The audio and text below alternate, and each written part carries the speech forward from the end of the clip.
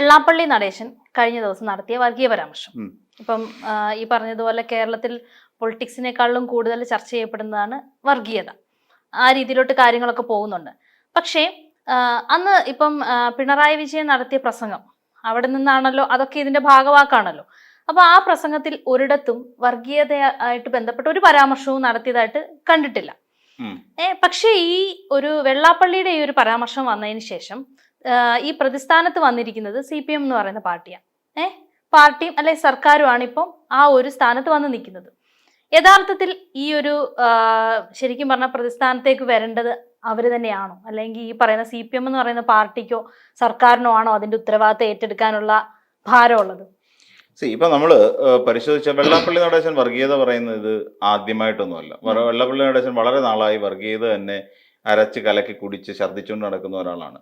കാരണം വെള്ളാപ്പള്ളി നടേശന് ഹിഡനായിട്ടൊരു അജണ്ടയുണ്ട്. ആ അജണ്ട എന്ന് പറഞ്ഞ ഒരു സംഘപരിവാർ അജണ്ടയാണ് വെള്ളാപ്പള്ളി നടേശനെ കാലം ഇത്രയായി നയിച്ചുകൊണ്ടിരിക്കുന്നത്. അദ്ദേഹം BDJS രൂപീകരിക്കുകയും BDJSനൊപ്പം പോവുകയും ഒക്കെ ചെയ്ത കാലം മുതൽ തന്നെ അദ്ദേഹത്തിന്റെ ഉള്ളിൽ അങ്ങനെ ഒരു മതപരമായ ഒരു വലിയ പ്രശ്നം, ഒരു വർഗീയ ഭാണ്ഡം അദ്ദേഹത്തിന്റെ മനസ്സിലുണ്ട് എന്നുള്ള കാര്യം 100% ഉറപ്പാണ്. അത് അടിവരയിട്ട് ഉറപ്പിക്കുന്ന ഒരു കാര്യം കൂടിയാണ്. പക്ഷെ കഴിഞ്ഞ ദിവസങ്ങളിലൊന്നും നമ്മുടെ കേരളത്തെ സംബന്ധിച്ചിടത്തോളം വർഗീയത എന്ന് പറയുന്നത് വലിയ കാര്യമായി ചർച്ച ചെയ്യപ്പെട്ടിരുന്നില്ല. നമുക്ക് ചർച്ച ചെയ്യപ്പെട്ടുകൊണ്ടിരുന്ന സ്വർണ്ണപ്പാളി വിവാദവും അതോടനുബന്ധിച്ച് നിൽക്കുന്ന പല പ്രശ്നങ്ങളും അഴിമതിയും ഒക്കെ ആയിരുന്നു. പിന്നെ അതോടൊപ്പം തന്നെ സീറ്റ് തർക്കങ്ങളും ഒക്കെ നമ്മൾ ചർച്ച ചെയ്യപ്പെട്ടുകൊണ്ടിരുന്ന ഒരു സമയത്ത് നിന്നും വളരെ പെട്ടെന്നാണ് ഇതൊരു വർഗീയ പരാമർശങ്ങൾ എന്ന് പറയുന്ന ഒരു അവസ്ഥയിലേക്ക് പോകുന്നത്. കേരളം പല ഘട്ടങ്ങളിലും പലപ്പോഴായി പല തെരഞ്ഞെടുപ്പുകളെയും നേരിട്ടിട്ടുണ്ടെങ്കിലും എനിക്ക് തോന്നുന്നു 2018 ശേഷം വളരെ ശക്തമായി ഒരു വർഗീയത, ഒരു ഹിന്ദു വർഗീയത, ഒരു ന്യൂനപക്ഷ വർഗീയത, ഇതെല്ലാം ചർച്ച ചെയ്യപ്പെട്ടിട്ടുണ്ട്. ഈ മുസ്ലിം ലീഗ് എന്ന് പറയുന്ന ഒരു പാർട്ടി കാലാകാലങ്ങളായി മത്സരിച്ചുകൊണ്ടിരിക്കുന്ന ഒരു പാർട്ടിയാണ് നമുക്കറിയാം. മുസ്ലിം ലീഗ് എന്ന് പറയുന്നത് ഇവിടെ കേരളത്തിൽ ഇടതിനൊപ്പവും വലതിനൊപ്പവും നിന്നുകൊണ്ട്, അല്ലെങ്കിൽ UDFലും LDFലും നിന്നുകൊണ്ട് കേരളത്തിൽ ജനവിധി തേടിയിട്ടുണ്ട്. അതോടൊപ്പം തന്നെ കേരള കോൺഗ്രസ് ഇതിനു മുൻപും ഈ പറയുന്ന UDFനോടൊപ്പം LDFനോടൊപ്പം അവർ നിന്നിട്ടുണ്ട്. എന്തുകൊണ്ടാണ് ഞാൻ കേരള കോൺഗ്രസിനെ പരാമർശിക്കുന്നത് ചോദിച്ചാൽ, സഭകളുടെ ഒരു വേണ്ടത്ര ഇടപെടൽ നടക്കുന്ന ഒരു മേഖല കൂടിയാണ് കേരള കോൺഗ്രസ് എന്ന് പറഞ്ഞാൽ. അപ്പൊ അതുകൊണ്ടാണ് കേരള കോൺഗ്രസിനെ കൂടി പരാമർശിച്ചിരുന്നത്. ഇതിനു മുമ്പായി UDFനോടും LDFനോടും ഏകദേശം ഒരേപോലെ സമീപനം സ്വീകരിച്ചിട്ടുള്ള ഇവിടെ ഹിന്ദു പാർട്ടികൾ, അല്ലെങ്കിൽ ഹിന്ദു സംഘടനകൾ ഉണ്ടായിരുന്നു. NSS ആണെങ്കിലും SNDP ആണെങ്കിലും അവരൊക്കെ കൃത്യമായ ചില നിലപാടുകൾ ആ കാലഘട്ടങ്ങളിൽ തെരഞ്ഞെടുപ്പുമായി ബന്ധപ്പെട്ട് സ്വീകരിച്ചിട്ടുണ്ട്. എന്നാൽ അതൊന്നും ഒരു തെരുവിൽ വിഴുപ്പലക്കുന്ന തരത്തിലേക്ക് മാറിയിരുന്നില്ല എന്നുള്ളതാണ് യാഥാർത്ഥ്യം. പലപ്പോഴും ഇതൊന്നും അങ്ങനെ ചർച്ച ചെയ്യപ്പെട്ടിരുന്നില്ല.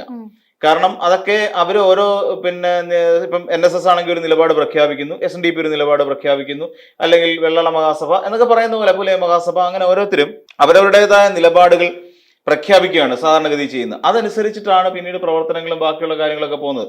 എങ്ങനെയാണ് നിലപാട് പ്രഖ്യാപിക്കുന്നതെന്ന് ചോദിച്ചാൽ അതിനൊരു അടിസ്ഥാനപരമായ കാരണമുണ്ട്. എന്താണ് അടിസ്ഥാനം എന്ന് ചോദിച്ചു കഴിഞ്ഞാൽ, ഇവർക്ക് ഇപ്പം ഞങ്ങൾക്ക് എന്ത് കിട്ടി, ഇപ്പൊ ഇന്ന സർക്കാർ ഇരിക്കുന്നതുകൊണ്ട് ഞങ്ങൾക്ക് എന്ത് നേട്ടമുണ്ടായി എന്നൊരു ചിന്ത വരും.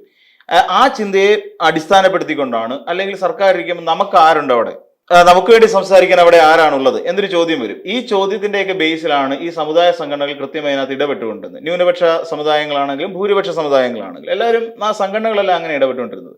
എന്നാൽ കാലം മാറി വരുന്നതനുസരിച്ചു വർഗീയതയെ തൂത്തുകളഞ്ഞുകൊണ്ട് മതനിരപേക്ഷതയ്ക്ക് കൂടുതൽ പ്രാധാന്യം കൽപ്പിക്കേണ്ട ഇക്കാലത്ത് എന്നാൽ ഏറ്റവും കൂടുതൽ ചർച്ച ചെയ്യപ്പെടുന്നത് ഈ പറഞ്ഞ വർഗീയത തന്നെയാണ്. കഴിഞ്ഞ ദിവസം ഇപ്പം സമസ്തയുടെ പരിപാടിയിൽ കയറിയുന്നുണ്ട്, അല്ലെങ്കിൽ കേരള മുസ്ലിം ജമാഅത്തിന്റെ ഒരു കേരള യാത്രയുമായി ബന്ധപ്പെട്ടുകൊണ്ട് നടത്തിയ സമാപന സമ്മേളനം.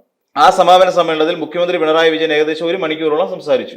ഈ 1 മണിക്കൂറോളം സംസാരിച്ചതിനകത്ത് എവിടെയാണ് ന്യൂനപക്ഷ വിരോധം എന്ന് മാത്രം മനസ്സിലായില്ല. അദ്ദേഹം പല സംഭവങ്ങൾ കേരളത്തിൽ ഒരു കാലഘട്ടത്തിൽ നടന്നു പോയിരുന്ന പൂന്തുറ വെടിവെയ്പ്പ് ഉൾപ്പെടെയുള്ള മാറാട് കലാപം ഉൾപ്പെടെയുള്ള പല കലാപങ്ങളും അവിടെ വിളിച്ചു പറയുന്നുണ്ടായിരുന്നു.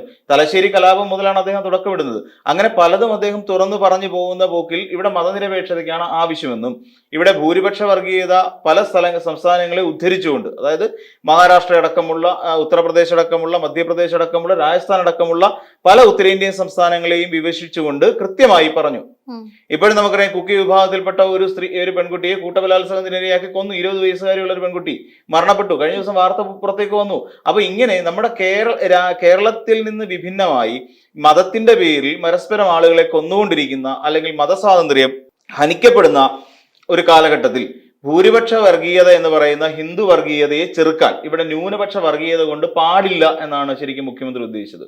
അതുകൊണ്ട് ഇവിടെ ഒരു എന്താ പറയാ മതനിരപേക്ഷമായ ഒരു സംസ്കാരം കെട്ടിപ്പടുക്കണം എന്നുള്ളത് അക്കമിട്ട് അടി ഉറപ്പിച്ച് പറയുകയാണ് ചെയ്യുന്നത് അവിടെ. അല്ലാതെ പിന്നെ അവരെല്ലാവരും കുറ്റക്കാരാണെന്നോ, മാറാട് കലാപത്തിന്റെ പിന്നിൽ പ്രവർത്തിച്ച എല്ലാ മുസ്ലിങ്ങളാണെന്നോ, അല്ലെങ്കിൽ പൂന്തറ വെടിവെപ്പിന്റെ കലാപത്തിന്റെ പിന്നിൽ ഉണ്ടായിരുന്ന എല്ലാ മുസ്ലിങ്ങളാണെന്നോ അല്ല പറഞ്ഞത്. അതിന് സമാനമായ സംഭവങ്ങളൊന്നും കഴിഞ്ഞ 10 വർഷ കാലയളവിനകത്ത് നമ്മുടെ കേരളത്തിൽ ഉണ്ടായിട്ടില്ല. അതിന് പ്രധാനപ്പെട്ട കാരണം ഇടത് സർക്കാർ ആണ് എന്നുള്ള നിലയ്ക്ക് അദ്ദേഹം പറഞ്ഞു വെച്ചു എന്നുള്ളതാണ്. എന്നാൽ അവിടെ വി ഡി സതീശൻ ചെയ്തത് എന്താണ്? വി ഡി സതീശൻ അവിടെ എന്തിനാണ് വെള്ളാപ്പള്ളി ഇട്ടതെന്ന് മാത്രം മനസ്സിലാകുന്നില്ല. വെള്ളാപ്പള്ളി നടേശൻ നമ്മൾ മനസ്സിലാക്കിയല്ലോ, വെള്ളാപ്പള്ളി നടേശന് ഈ എല്ലാ കാലത്തും ഒന്നാമത് പ്രായം കൂടി വരുന്നു. ആ പ്രായം കൂടി വരുന്നതിന് തലയ്ക്കകത്ത് ചേന കളിക്കുമെന്ന് പറയുന്നത്. അപ്പൊ അതിനനുസരിച്ച് അദ്ദേഹം ഓരോ വിവരക്കേട് വിളിച്ചു, വിവരക്കേടെന്ന് തന്നെ ഞാൻ പറയും, വിവരക്കേട് എഴുന്നള്ളിക്കുന്നു, കേരളത്തിന് പറ്റാത്ത പലതും ഇവിടെ കിടന്ന് വിളിച്ചു പോകുന്നു. അപ്പോഴേക്ക് കാറിൽ കയറ്റിക്കൊണ്ടുപോയി എന്ന് പറയുന്ന ഒരു വലിയ വിഷയത്തിലേക്ക് വരുന്നു. ഇപ്പം രമേശ് ചെന്നിത്തല പറഞ്ഞല്ലോ, രമേശ് ചെന്നിത്തല റിപ്പോർട്ടർ ചാനലിൽ നൽകിയ ഒരു അഭിമുഖത്തിനിടയിൽ, ജിമ്മി ജെയിംസിന് നൽകിയ ഒരു അഭിമുഖത്തിനിടയിൽ അദ്ദേഹം തുറന്നു പറഞ്ഞു, പിന്നെ വെള്ളാപ്പള്ളി കാറിൽ കയറ്റിക്കൊണ്ടുപോയ സമയത്ത് എന്താണ് വിവാദം എന്ന് രമേശ് ചെന്നിത്തല പറഞ്ഞല്ലോ, ഞാനാണെങ്കിലും കയറ്റിക്കൊണ്ട് പോകും എന്നാണ് ചെന്നിത്തല പറഞ്ഞത്. അതായത് ഒരു വ്യക്തിയെ കാറിൽ കയറ്റിക്കൊണ്ട് പോകുന്നതിൽ എന്താണ് തെറ്റെന്നാണ് ചെന്നിത്തല ചോദിക്കുന്നത്. അതിനെതിരെ വിവാദമാക്കേണ്ട ആവശ്യമില്ല എന്ന് ചെന്നിത്തല പോലും അവിടെ പറയുന്നുണ്ട്. ചെന്നിത്തലയുടെ അഭിപ്രായം അത് തന്നെയാണ്. അപ്പം കാരണം എന്താണെന്ന് വെച്ച് കഴിഞ്ഞാൽ ഒരു 500 മീറ്റർ ഉണ്ട് ഈ ഗസ്റ്റ് ഹൗസിൽ നിന്നും ഈ പറയുന്ന അയ്യപ്പ സംഗമം നടക്കുന്ന സ്ഥലത്തേക്ക്. അപ്പൊ അവിടേക്ക് മുഖ്യമന്ത്രി ഇറങ്ങി വരുന്നു. മുഖ്യമന്ത്രിയുടെ കാറിൽ പുള്ളി അപ്പം എവിടേക്കാണ്? എന്റെ സ്ഥലത്തേക്കാണ്, എനിക്ക് കയറിക്കോളൂ എന്ന് മുഖ്യമന്ത്രി പറയുന്നു. ആ മുഖ്യമന്ത്രിയുടെ കാറിലേക്ക് 90ഓളം വയസ്സ് പ്രായമുള്ള ഒരു പടുവൃദ്ധൻ, അധികാരക്കൊതി ഉണ്ടെന്നുള്ള വൃദ്ധൻ തന്നെയാണ് അദ്ദേഹം. ആ വാഹനത്തിൽ കയറി മുഖ്യമന്ത്രിക്ക് എപ്പോഴും ഇറങ്ങുന്നു. അപ്പം ഇതിനെ ചെന്നിത്തല ന്യായീകരിച്ചിട്ടുണ്ട്. ചെന്നിത്തല പറഞ്ഞു ഞാനും ചെയ്യുമെന്നാണ് ചെന്നിത്തല പറഞ്ഞത്. അപ്പൊ പിന്നെ എന്താണ് പ്രശ്നം? അപ്പൊ ശ്രീ പിണറായി വിജയനാണോ വെള്ളാപ്പള്ളി നടേശനെ വർഗീയത പറയാൻ വേണ്ടി പ്രേരിപ്പിക്കുന്നത്? അത് അയാളുടെ ജനസിൽ അടിഞ്ഞുകൂടി കിടക്കുന്ന സാധനമാണ്. വെള്ളാപ്പള്ളി നടേശൻ പൊതുവെ കള്ളനാണ് എന്ന് വെച്ചാൽ പിണറായി വിജയൻ കള്ളത്തരം ജയിക്കുന്നതാണെന്നൊരു വിവക്ഷ വരൂ. പക്ഷെ വെള്ളാപ്പള്ളി ഇങ്ങനെ കൂടെ കൊണ്ട് നടക്കുന്നതും പ്രശ്നമാണല്ലോ. അത് പ്രശ്നമാണ്. അത് വന്ന പ്രശ്നം എവിടെയാന്ന് ചോദിച്ചു കഴിഞ്ഞാൽ വെള്ളാപ്പള്ളിയെ കൂടെ കൊണ്ട് നടക്കാൻ പാടില്ലാത്ത ഒരാൾ തന്നെയാണ്. വെള്ളാപ്പള്ളി എന്ന് പറഞ്ഞ ഒരു കാലത്തും വ്യക്തമായ രാഷ്ട്രീയ ബോധമില്ലാതിരുന്ന ഒരാളാണ്. എന്നിട്ട് വി ഡി സതീശൻ തന്നെ പറയുന്നുണ്ടല്ലോ, ഞാനൊരു സമുദായ സംഘടനയുടെ തിണ്ണയിറങ്ങാൻ പോകുന്ന ഒരാളല്ല. വി ഡി സതീശൻ പറഞ്ഞ കാര്യമാണ്. പക്ഷെ പിന്നെ സുകുമാരൻ നായർ വളരെ വ്യക്തമായിട്ട് പറയുന്നുണ്ട്, അയാൾ അവിടെ ചെന്നിട്ടുണ്ട്, NSSന്റെ ആസ്ഥാനത്ത് ചെന്നിട്ടുണ്ട്. നമ്മൾ മനസ്സിലാക്കേണ്ട ഒരു കാര്യം, ഈ പറയുന്ന ഈ വി ഡി സതീശന്റെ പലപ്പോഴുമുള്ള വി ഡി സതീശന്റെ പ്രതികരണങ്ങൾ എന്ന് പറഞ്ഞു കഴിഞ്ഞാൽ കയ്യടി മേടിക്കാൻ വേണ്ടിയിട്ട് മാത്രമാണ്. ഇനി ഞാൻ അങ്ങനെ പറയുള്ളൂ, താൽക്കാലിക ലാഭം. സുകുമാരൻ നായർ കള്ളം പറയുമോ? എന്നാൽ സുകുമാരൻ നായർ പറഞ്ഞതിന് ഖണ്ഡിക്കട്ടെ വി ഡി സതീശൻ. കഴിഞ്ഞ ദിവസം എന്തിനാ കൊടിക്കുന്നിൽ സുരേഷ് NSSന്റെ ആസ്ഥാനത്ത് പോയ? NSSുമായിട്ട് കൊടിക്കുന്നിൽ എന്താ ബന്ധം? കൊടിക്കുന്നിൽ NSSകാരനാണോ? അല്ല. അയാള് പിന്നെ പിന്നോക്ക സമുദായത്തിൽപ്പെട്ട അയാൾ എന്തിനാ NSSന്റെ ആസ്ഥാനത്ത് പോകേണ്ട ആവശ്യം എന്തുവാ? അപ്പൊ രാഷ്ട്രീയത്തെ രാഷ്ട്രീയമായി കാണാനും മതസംഘടനകളെയും സാമുദായിക സംഘടനകളെയും അതിന്റെ അറ്റത്ത് നിർത്താനും കഴിയണം. അപ്പം കൊടിക്കുന്നിൽ അവിടെ പോകേണ്ട ഒരു ആവശ്യമില്ല. PJ കുര്യൻ അവിടെ പോകേണ്ട ആവശ്യമില്ല. PJ കുര്യൻ പോയിട്ടുണ്ടോ അവിടെ? എന്തിനു പോയി? എന്തിനാ PJ കുര്യൻ പോകുന്നത്? സിനഡിൽ എന്തിനാണ്? സിനഡ് നടക്കുന്ന പിന്നെ സിനഡിന്റെ ആസ്ഥാനത്ത് എന്തിനാ ഇങ്ങനെ പോകുന്നത്? വി ഡി സതീശൻ പോയത് അതും ഔദ്യോഗിക വാഹനം ഒഴിവാക്കിക്കൊണ്ട്.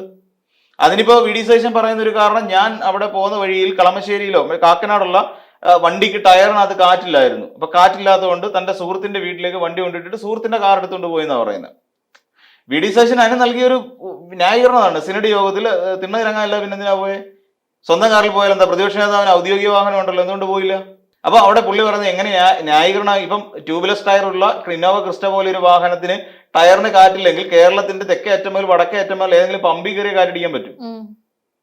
ഇനി അഥവാ പഞ്ചറാണെന്ന് വെച്ചോളൂ, ആ വണ്ടിക്ക് പഞ്ചറാണെന്നുണ്ടെങ്കിൽ ഇപ്പൊ പമ്പുകളിലുണ്ട് ആ സേവനം. അവരോട് പറഞ്ഞ പഞ്ചറൊട്ടിക്കുന്ന കട ഇപ്പം മൊബൈൽ പഞ്ചർ യൂണിറ്റ് ഉണ്ട്. പ്രതീക്ഷ എന്റെ വണ്ടിക്ക് പഞ്ചറൊട്ടിക്കാൻ പറ്റത്തില്ലേ? അങ്ങനെ എന്തെങ്കിലും നിർബന്ധമുണ്ടോ? അതോ ഷോറൂമിൽ കിട്ടിയ പഞ്ചറൊട്ടിക്കാൻ പറ്റുള്ളൂ ഇന്നോവ ക്രിസ്റ്റ വാഹനം ആയതുകൊണ്ട്? അല്ലല്ലോ. അപ്പൊ അവിടെയും പഞ്ചറൊട്ടിക്കാൻ പറ്റും. അല്ലെങ്കിൽ പോകുന്ന വഴിക്ക് ഏതെങ്കിലും പമ്പിൽ കയറ്റി കാറ്റടിച്ചുകൊണ്ട് പോകാൻ പറ്റും. പിന്നെ രഹസ്യമായിട്ട് അതുകൊണ്ട് ആ കാർ ഒഴിവാക്കി വേറെ വണ്ടി എടുത്തുകൊണ്ട് പോകേണ്ട ആവശ്യം എന്തായിരുന്നു? അപ്പൊ അത് പിണറായി ഈ പറയുന്ന 2016 തുടർന്ന് ഇങ്ങോട്ടും ഒക്കെ അദ്ദേഹം പറഞ്ഞുകൊണ്ടിരിക്കുന്നത് ഞാൻ ആരുടെ തിണ്ണ നിരങ്ങുന്നില്ല എന്ന് പറയുന്ന ആ ഒരു ഇമേജ് ഉണ്ടാക്കി വെക്കാൻ മാത്രമോ, അല്ല വേറൊന്നിനുമല്ല. ഒരുപക്ഷെ വി ഡി സതീശൻ കഴിഞ്ഞ ദിവസം ആ വേദിയിൽ കയറിയുന്നുണ്ട് പിന്നെ വെള്ളാപ്പള്ളി നടേശനെയും പിണറായി വിജയനെയും കൂടെ ചേർത്തുകൊണ്ട് ഇങ്ങനെ ഒരു അഹമ്മതി പറഞ്ഞില്ലായിരുന്നെങ്കിൽ ഒരുപക്ഷെ വെള്ളാപ്പള്ളി നടേശൻ മിണ്ടില്ല. കേരളം ഇന്ന് കാണുന്ന കലുഷിതമായ ഒരു സാഹചര്യത്തിലേക്ക് പോകില്ലായിരുന്നു. 100% ഉറപ്പല്ലേ? ഇനി വർഗീയത, ഇവിടെ വർഗീയത ചെറുക്കുന്ന എന്ത് സമീപനമാണ് UDF സ്വീകരിച്ചിട്ടുള്ളത്? വർഗീയതയെ പ്രോത്സാഹിപ്പിക്കുക അല്ലാതെ. പിണറായി വിജയൻ പറഞ്ഞ ഏതെങ്കിലും ഒരു വിഷയത്തിൽ ദേശീയ തലത്തിൽ എന്തെങ്കിലും ഒരു പ്രശ്നം ഉണ്ടാക്കിക്കൊണ്ടുവരാൻ ഇവിടുത്തെ UDF കഴിഞ്ഞിട്ടുണ്ടോ? ദേശീയ തലത്തിൽ അങ്ങനെ ഒരു വിഷയം ഉണ്ടാക്കാൻ കഴിഞ്ഞിട്ടില്ലല്ലോ. ഇവിടെ ഇതിനെക്കുറിച്ച് എവിടെയെങ്കിലും BJP-ക്കാർ കാണിച്ചുകൊണ്ടിരിക്കുന്ന വർഗീയ അജണ്ടകൾക്കെതിരെ എവിടെയെങ്കിലും VD സതീശൻ സംസാരിച്ചിട്ടുണ്ടോ? ഈ ഭൂരിപക്ഷ വർഗീയതയ്ക്കെതിരെ VD സതീശൻ പ്രസംഗിച്ചിട്ടുണ്ടോ? ഇല്ല. ഇവിടെ എന്തുകൊണ്ട് ചർച്ചയിലേക്ക് വർഗീയത വരുന്നു? SDP-യെയും ജമാഅത്ത് ഇസ്ലാമിയെയും ഒപ്പം ചേർത്ത് നിർത്തുന്ന ആരാണ്? ആ സമീപനം സ്വീകരിച്ച ആരാണ്? അതും UDF തന്നെയാണ് സ്വീകരിച്ചിരിക്കുന്നത്. ലീഗിനെ കൂടെ കൂട്ടിയ കാലഘട്ടത്തിൽ ഇത്രയും കാലം എന്തുകൊണ്ടാണ് UDF വർഗീയ ശക്തിയായിട്ട് കൂട്ടുകൂടുന്ന ആരും പറയാതിരുന്നത്? അങ്ങനെ ഒരു ആക്ഷേപം ഏതെങ്കിലും ഒരു സമയത്ത് CPM ഉന്നയിച്ചിട്ടുണ്ടോ? ലീഗിനെ കൂടെ നിർത്തുന്നത് വർഗീയതയെ പ്രീണിപ്പിക്കാൻ വേണ്ടിയിട്ടാണെന്ന്? ഇല്ല. അങ്ങനെ ഒരു ആക്ഷേപം വന്നിട്ടേ ഇല്ല. അങ്ങനെ ഒരു ആക്ഷേപം പറഞ്ഞിട്ട് കൂടിയില്ല. ഇനി മറ്റൊരു കാര്യം കൂടി പറഞ്ഞാൽ, ഇവിടെ ഈ പറയുന്ന കോൺഗ്രസ്സുകാരെ തന്നെ പരിശോധിച്ച് നോക്കൂ. കോൺഗ്രസ്സുകാരിൽ എത്ര പേര് തിരിച്ചു വോട്ട് ചെയ്യുന്നുണ്ട്? അതായത് മുസ്ലിം ലീഗിന് എത്ര കോൺഗ്രസ് നേതാക്കന്മാർ വോട്ട് ചെയ്യുന്നുണ്ട്? ചിന്തിച്ചു നോക്കിയാൽ മതി. സിമ്പിൾ ആയിട്ട് നമ്മൾ കഴിഞ്ഞ ദിവസം ചർച്ച ചെയ്താണ്. അതൊക്കെ നമ്മൾ ആലോചിക്കേണ്ട വിഷയങ്ങളാണ്. അപ്പൊ കൊടുമ്പിരി കൊണ്ട് സണ്ണി ജോസഫിനെ അടക്കം KPC അധ്യക്ഷൻ ഇങ്ങോട്ട് വന്ന ജനീഷ്, അപ്പോഴും അവിടെ വർഗീയത പറഞ്ഞ ആരാ? സഭക്കാരെ എല്ലാവരും കൂടെ കുത്തിത്തിരിയാനുള്ള ശ്രമം നടത്തിയത് ആരാ? ഈ വർഗീയ സമവാക്യങ്ങൾ കൃത്യമായി കാത്തുസൂക്ഷിക്കുന്ന ആരാ? പിണറായി വിജയൻ സംസ്ഥാന മുഖ്യമന്ത്രിയാണ്. അതേസമയം തന്നെ DB രാമകൃഷ്ണനാണ് ഇതിന്റെ കൺവീനർ, LDF-ന്റെ കൺവീനർ. ഇവിടെ നോക്കി MP ഗോവിന്ദനാണ് പാർട്ടിയുടെ സെക്രട്ടറി. അപ്പൊ ഇവിടെ ഇടതുപക്ഷം വർഗീയ സമവാക്യങ്ങൾ പരിശോധിക്കുന്നില്ലല്ലോ.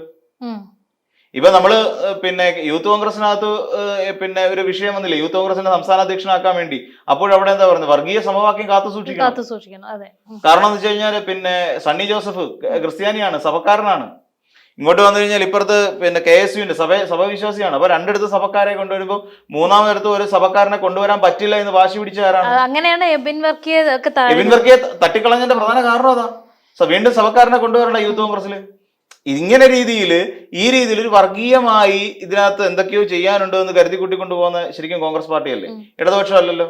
ഇടതുപക്ഷം അങ്ങനെ ശരിക്കും പറഞ്ഞു കഴിഞ്ഞാൽ ഈ UDF-കാർ വരുത്തി തരുന്നത്, ഇപ്പൊ വെള്ളാപ്പള്ളി നടേശൻ എന്ത് പറഞ്ഞാലും അത് CPM-ന്റെ നിലപാടാണ് എന്നുള്ള തരത്തിൽ വരുത്തി തീർക്കാനാണ് ഈ UDF അതാണ് ശ്രമിച്ചുകൊണ്ടിരിക്കുന്നത്. ശരിക്കും വിധി പറഞ്ഞാണ് കറക്റ്റ് പോയിന്റ്. കൃത്യമായി വെള്ളാപ്പള്ളി നടേശൻ വർഗീയത പറയും എന്ന് എല്ലാവർക്കും അറിയാം. വെള്ളാപ്പള്ളി നടേശൻ വർഗീയത പറയുന്നത് മുഴുവൻ ഇടതുപക്ഷക്കാർ പറഞ്ഞുണ്ടാക്കുന്നതാണെന്നും പിണറായി വിജയനാണ് ഇതിന്റെ പിന്നിൽ പ്രവർത്തിക്കുന്നതെന്നും ഒക്കെ അങ്ങ് വരുത്തി തീർക്കുകയാണ്. അത് എന്തിനു വേണ്ടിയിട്ടാണെന്ന് ചോദിച്ചാൽ ന്യൂനപക്ഷ വോട്ടുകളെ CPM-ൽ നിന്ന് അകറ്റുക. എന്തിനാണെന്ന് ചോദിച്ചാൽ വരാൻ പോകുന്ന തെരഞ്ഞെടുപ്പിൽ ഈ പറയുന്ന 100 സീറ്റ് എന്ന് പറയുന്ന UDF-ന്റെ തന്ത്രം വിജയിക്കണമെങ്കിൽ ഇടതുപക്ഷക്കാരെ ന്യൂനപക്ഷ വിരുദ്ധരാക്കി ചിത്രീകരിക്കണം. ഇപ്പൊ നമ്മൾ പരിശോധിച്ചാൽ ഇവിടെ ഇവരുണ്ട്, അതായത് NSS-ന്റെയും SNDP ഇപ്പൊ അങ്ങ് ലയിച്ചു. മറ്റേ രണ്ടുപേരും തമ്മിലടിയായിരുന്നു. അപ്പൊ ഇവർ രണ്ടുപേരും അങ്ങ് ലയിച്ചു. ഇവർ ലയിച്ചുകൊണ്ട് ഇവർ ഒരുമിച്ച് എന്നുവെച്ചാൽ രണ്ട് ലയിച്ചു, സമുദായ സംഘടനകൾ ലയിച്ചു എന്നല്ല, രണ്ട് നേതാക്കന്മാരെ കൈ കൊടുത്തു. സ്പർദ്ധയില്ലാതായിക്കൊണ്ട് എന്തിനു വേണ്ടിയിട്ടാണ്? ഈ പറയുന്ന ന്യൂനപക്ഷ വർഗീയതയെ ചെറുക്കാനുള്ള പേരിലാണ് അവർ ഈ പറഞ്ഞ കൈകൊടുപ്പ് നടത്തിയത്. അല്ല വേറൊന്നും കൊണ്ടല്ല. അവിടെ ശരിക്കും ന്യൂനപക്ഷ വർഗീയത ചെറുക്കപ്പെടേണ്ടതാണോ? അല്ല. CPM അങ്ങനെ ഒരു അജണ്ട ഇല്ല. ന്യൂനപക്ഷ വർഗീയതയെ എതിർക്കുക എന്ന് പറയുന്ന ഒരു അജണ്ട ഇല്ല. ഇതേ ആൾക്കാർ തന്നെയാണ് ഇവിടെ പറഞ്ഞ സിമി പോലെയുള്ള ക്യാമ്പുകൾ ഇടതുപക്ഷത്തിന്റെ കാലത്ത് ഒരുപാട് വളർന്നിട്ടുണ്ടെന്ന്. മുസ്ലിങ്ങൾ ഇവിടെ വർഗീയ ശക്തികളായി മാറിയത് ഇടതുപക്ഷത്തിന്റെ കാലത്താന്ന് പറഞ്ഞിട്ടുണ്ടെന്ന് ഒരുപാട് പേരുണ്ട് ഇവിടെ കേരളത്തിൽ. ഇല്ലാന്ന് VD സതീശൻ തന്നെ പറയട്ടെ, അങ്ങനെയുള്ളവരില്ലാന്ന്. അപ്പോ ഈ പറയുന്ന ഒരു അവസരവാദ രാഷ്ട്രീയം കളിച്ചുകൊണ്ട് CPM എന്ന് പറയുന്ന ഒരു പാർട്ടി ഇവിടെ ഇതിനെല്ലാം എതിരാണ്, ന്യൂനപക്ഷങ്ങൾക്കെതിരാണ് എന്ന ഒരു പേരുദോഷം ഉണ്ടാക്കിയെടുത്തുകൊണ്ട് പരമാവധി ന്യൂനപക്ഷക്കാരായ ആളുകളെ ഇടതുപക്ഷത്തിൽ നിന്നും മാറ്റി നിർത്താനും ആ വോട്ട് ബാങ്കിൽ നിന്ന് ഒരു വോട്ട് പോലും CPM-ന് അല്ലെങ്കിൽ ഇടതുപക്ഷത്തിന് പോകാതിരിക്കാനും വേണ്ടിയിട്ടുള്ള ശ്രമങ്ങളല്ലേ നടത്തിക്കൊണ്ടിരിക്കുന്നത്. ഇപ്പൊ ശരിക്കും വർഗീയ പ്രീണനമായിട്ടും അല്ലാതെയും കൃത്യമായി നടത്തിക്കൊണ്ടിരിക്കുന്ന ഒരു പാർട്ടിയും വർഗീയത പറഞ്ഞ് ഭിന്നിപ്പിക്കാൻ ശ്രമിച്ചുകൊണ്ടിരിക്കുകയും ചെയ്യുന്ന ഒരു മുന്നണി എന്ന് പറഞ്ഞാൽ UDF തന്നെയാണെന്ന് പറയേണ്ടി വരും. UDF എല്ലാമില്ല, ഈ പറയുന്ന കോൺഗ്രസ് തന്നെയാണെന്ന് പറയും. അതിനു വേണ്ടിയിട്ടുള്ള ശ്രമങ്ങൾ മാത്രമാണ് ഇവിടെ നടത്തിക്കൊണ്ടിരിക്കുന്നത്. അല്ലാതെ CPM വർഗീയ പാർട്ടി ആയിട്ടോ CPM ഭൂരിപക്ഷ വർഗീയത പറഞ്ഞുകൊണ്ട് ന്യൂനപക്ഷക്കാരെ വെട്ടി നിർത്താനോ കേരളത്തിൽ ശ്രമിക്കുന്നില്ല എന്നുള്ളതാണ് വസ്തുത. ആ രീതിയിലേക്ക് വളച്ചൊടിച്ചുകൊണ്ട് ആണ് നടന്നുകൊണ്ടിരിക്കുന്നത്.